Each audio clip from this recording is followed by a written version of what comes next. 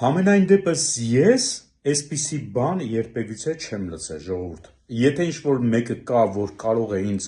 օրինակը բերել, որ աշխարհում նման պետություն, նման քայլ է արել, ու ես իհարկե կարող է եւ տեղյակ չեմ, խնդրում եմ մեկնաբանությունների մեջ գրեք։ Ուրեմն Արաբական Միացյալ Էմիրությունների գլխավոր շեյխը, նախագահը հայտարարություն է տարածել, որ 20,000 տուրիստները, ովքեր որ այս պատերազմական իրավիճակի պատճառով մնացել են երկրում եւ չեն կարող վերադառնալ իրենց տուն, ամբողջ ծախսերը հյուրանոցային, սնունդի, բոլորը վերցնում է պետությունը իր վրա։ Հիմա դուք պատկերացնում եք, այդ քանի միլիոնավոր դոլարների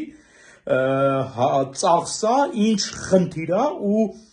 շեյխերը այսօր այդ ամբողջ պատասխանատվությունը վերցնում են իրանց վրա։ Մեն ամենավերջի տուրիստի ծախսը հայտարարել են, ովքեր որ Աբու Դաբիում են գտնվում, այդ 20,000 տուրիստները ամբողջովին վերցնում են իրենց վրա։ Հիմա շատերը կասեն սպոների Դուբայից խոսեց, Աբու Դաբիից խոսեց, շեյխերից խոսեց, լսեք ժողովուրդ ջան, այսօր ամբողջ աշխարհն է իրանցից խոսում։ Նախ իրավիճակն է թելադրում, որ իրենցից խոսենք, որովհետև տեսնում եք, թե ինչ է կատարվում տարածաշրջանում։ Երկրորդը ինչի համար չխոսենք։ Սա օրինակ է բոլորին։ Ես ասում եմ, ես ինքս նման դեպք չեմ հիշում, որ պետությունն է նման կերպ վարվել տուրիստների, զբոսաշրջիկների հետ, երբ որ նման իրավիճակում է հայտնվել։ Ես համենայն դեպս չգիտեմ, եւ սա ոչ թե պետք չի խոսալ, այլ հակառակը պետք է խոսալ ու շատ խոսալ։ Այն ամեն ինչ, ինչ որ մարդու բարօրության եւ լավը լինելու համար է արվում, ինչի համար չխոսվի ու չբարձրաձայնվի,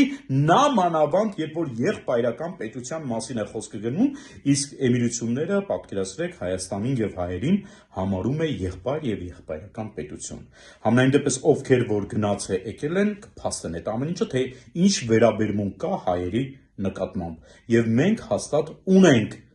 իրենց հետ եւ լավը խոսելու, եւ այդ ամեն ինչը ցուցադրելու, եւ այդ ամեն ինչի մասին մատնացույց անելու։ Մի խոսքով շշմելու բաներ են կատարվում, ժողովուրդ, չնայած արդեն ոնց որ ամեն ինչ հանդարտվել է, թռիչքները իդեպ սկսվում են արդեն Դուբայում եւ Աբու Դաբիում, բայց այս ամեն ինչը պարզապես շշմեցուցիչ է եւ կրկին բրավո Աբու Դաբի եւ Դուբայ։